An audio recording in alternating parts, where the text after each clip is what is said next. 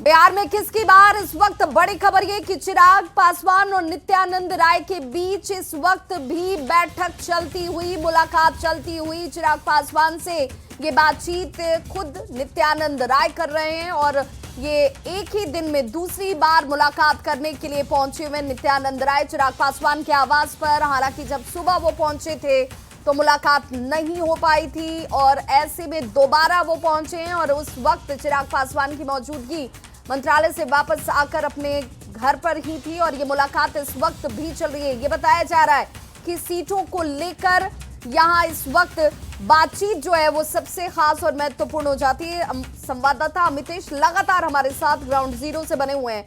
अमितेश, जितनी लंबी बातचीत उतना ये मानकर चला जाए कि ये समझाने का, बुझाने का या मनाने का दौर चलता हुआ दिखेगा। जी हाँ, बिल्कुल। चूंकि वक्त नहीं है, कल से नॉमिनेशन की प्रक्रिया शुरू हो रही है पहले चरण के लिए और अब तक एनडीए के भीतर सीटों का बंटवारा ही फाइनल नहीं हो पा रहा है और चिराग पासवान से बातचीत बहुत ही महत्वपूर्ण कड़ी है। बीजेपी ही उनसे डील कर रही है। जेडीयू और बीजेपी में डील लगभग हो चुकी है, केवल ऐलान बाकी है। तो ऐसे में जब तक चिराग पासवान, जीतन राम मांझी, उपेंद्र कुशवाहा इन तीनों को ऑन बोर्ड नहीं ले लेते हैं, तब तक एनडीए में सीटों के बंटवारे को अंतिम रूप देकर प्रेस कॉन्फ्रेंस नहीं किया जा सकता है। यही वजह है कि आज की बैठक काफ़ी महत्वपूर्ण है। धर्मेंद्र प्रधान और नित्यानंद राय दोनों दिल्ली पहुंचे हैं, आज साथ एक ही साथ दिल्ली पहुंचे हैं, लेकिन धर्मेंद्र प्रधान बैठक में शामिल नहीं है। नित्यानंद राय, उन्हें आगे किया गया है। उन्होंने पहले राउंड की बैठक की, चिराग पासवान की मां रीना पासवान से उनकी मुलाकात हुई। उसके बाद जाकर के उन्होंने धर्मेंद्र प्रधान को भी ब्रीफ किया है, बीजेपी शीर्ष नेतृत्व को बताया है और उसके बाद एक बार फिर से दोबारा आए हैं यहाँ पर प्रस्ताव लेकर के, जिसमें चिराग पासवान इस बैठक में शामिल हो रहे हैं। तो चिराग पासवान है, चिराग पासवान की मां है और ये जो बैठक चल रही है निश्चित रूप से काफी निर्णायक बैठक हो सकती है और देखना है कि कब तक बात बनती है या अभी एक दो राउंड और की बैठक होगी, लेकिन समय बिल्कुल कम है। अगर बयान देखा जाए तो उन्होंने कहा कि जो भी फैसला होगा वो चिराग पासवान लेंगे, जो भी कदम आगे उठाए जाने होंगे वो चिराग पासवान तय करेंगे। तो आखिर वो कौन सी ऐसी वजह है जहां पर जाकर बात समझाने की या मनाने की अटक जा रही है?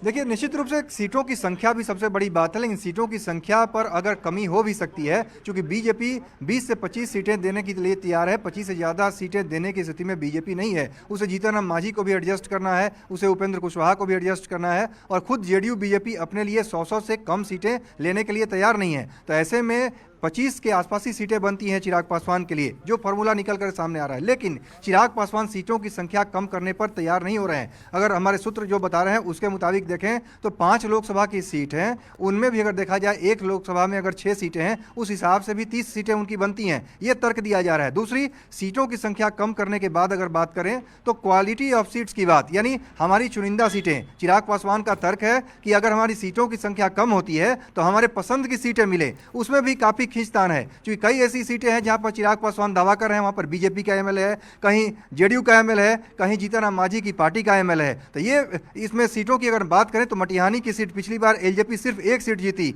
बेगूसराय में मटिहानी की सीट, और राजकुमार सिंह एलजेपी छोड़कर जेडीयू में शामिल हो गए। चिराग पासवान उसको मांग रहे हैं, उसमें जेडीयू देने के लिए तैयार नहीं है। दूसरा, गोविंदगंज की सीट है, बीजेपी का वहां पर सिटिंग एमएलए है, लेकिन राजू तिवारी जो कि प्रदेश अध्यक्ष हैं, अपने बड़े नेता के लिए चिराग पासवान उस सीट पर अड़े हुए हैं। तो इस सीट को लेकर के भी खींचतान है। और तीसरी सीट अगर और भी महत्वपूर्ण बात करें, सिकंदरा की सीट है, वहां पर प्रफुल्ल मांझी जो कि जीतन राम मांझी पार्टी के विधायक हैं, उनकी पार्टी के, लेकिन चिराग पासवान वो भी सीट मांग रहे हैं। तो ऐसी बहुत सारी सीटें हैं जहां पर अभी भी खींचतान है। उसी को फाइनल करने के लिए नित्यानंद राय बैठे हैं और काफी निर्णायक बैठक चल रही है। चूंकि नित्यानंद राय पहले राउंड की बैठक करने के बाद गए हैं, जा करके धर्मेंद्र प्रधान और बाकी शीर्ष नेताओं से उन्होंने डिस्कस किया है। उसके बाद एक ताजा प्रस्ताव लेकर के आए हैं और इस प्रस्ताव में देखना होगा कि आज डील फाइनल होती है कि नहीं। बीजेपी चाहती है डील फाइनल हो। पूरा देखा जाए तो 2020 जैसा ही बिल्कुल इस वक्त भी हालात नजर आता है।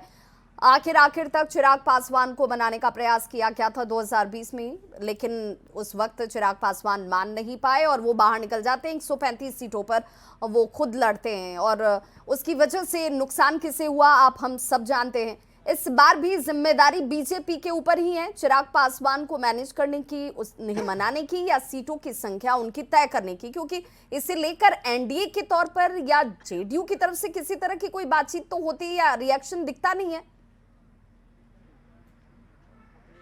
देखिए, पिछली बार से थोड़ा सा अंतर हमको लगता है, क्योंकि पिछली बार देखा जाए चिराग पासवान जो थे निश्चित रूप से चाहते थे कि हम ज़्यादा सीटों पर चुनाव लड़ें। उन्होंने अलग लड़ने का फैसला किया, उनका अलग कैलकुलेशन था। लेकिन 5 सालों में देखें तो बहुत ज़्यादा परिवर्तन हुआ है, बहुत ज़्यादा राजनीतिक बदलाव आया। चिराग पासवान की पार्टी टूटी, चिराग पासवान ने संघर्ष किया, उसके बाद 5 लोकसभा सीट पर जीत कर आए। आज केंद्र में मंत्री हैं चिराग पासवान, उनकी पार्टी सरकार में शामिल है, तो बहुत सारा परिवर्तन आया है। लेकिन अगर दूसरी बात करें पिछली बार की तुलना में, पिछली बार जेडीयू एक तरह से लीड कर रही थी, जेडीयू अभी भी लीड कर रही है, जेडीयू प्रमुख घटक दल है, लेकिन पूरी तरह से कमान अगर देखा जाए ना तो बीजेपी के हाथों में दिख रही है। बीजेपी पूरी तरह से चिराग पासवान को इस बार कोई ऐसा स्पेस नहीं देना चाहती है जिसमें एक मैसेज जाए बाहर आकर के और कहें कि हम नरेंद्र मोदी के हनुमान हैं। और उस नाते बहुत सारे बीजेपी के जो बागी कैंडिडेट थे चिराग पासवान की पार्टी में शामिल होकर चुनाव लड़े और बीजेपी के प्रमुख नेता रामेश्वर चौरसिया लड़े। इसके अलावा राजेंद्र सिंह की बात करें, उषा विद्यार्थी, बहुत सारे ऐसे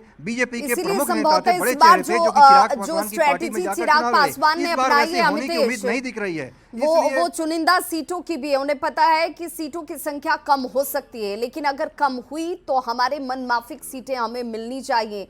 और इसी वजह से संभवतः बीजेपी के लिए भी इस वक्त उन्हें मनाना बहुत आसान नजर नहीं आ रहा है। बहुत बहुत शुक्रिया, आप हमारे साथ बने रहिए। नित्यानंद राय का बड़ा बयान सामने आया, वो बयान भी हम आपको सुनाते चले। चिराग पासवान की मां से मुलाकात उन्होंने सुबह में ही की थी नित्यानंद राय ने, और चिराग को लेकर नित्यानंद राय की तरफ से बड़ा बयान दिया गया।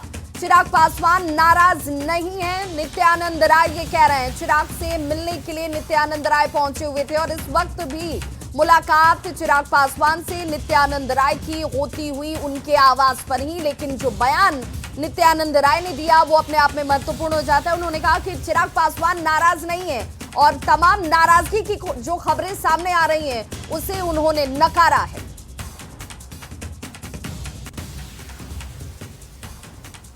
घर में है, अभी कैमरा भाई साहब, हम दोनों के लिए जो आदरणीय हैं वह इस घर में है। उनका आशीर्वाद। क्या चिराग जी को आप लोग खुश करेंगे? नाराज है क्या?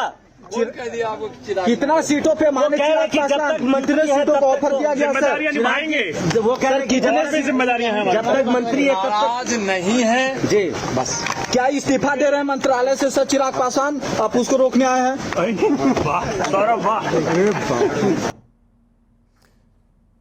तो पत्रकारों के सवालों पर नित्यानंद राय ने बस एक लाइन में जवाब दिया। उन्होंने कहा कि नाराज नहीं है चिराग पासवान और मनाने या रूठने की तो बात ही नहीं है। लेकिन इस वक्त जितनी एक दिन में दूसरी बार नित्यानंद राय पहुंचे हैं जब बातचीत करने के लिए, तो ये जरूर समझा जा रहा है कि सीटों को लेकर संख्या तय नहीं हो पा रही है और इसीलिए इस वक्त ये बातचीत बहुत निर्णायक हो जाती है।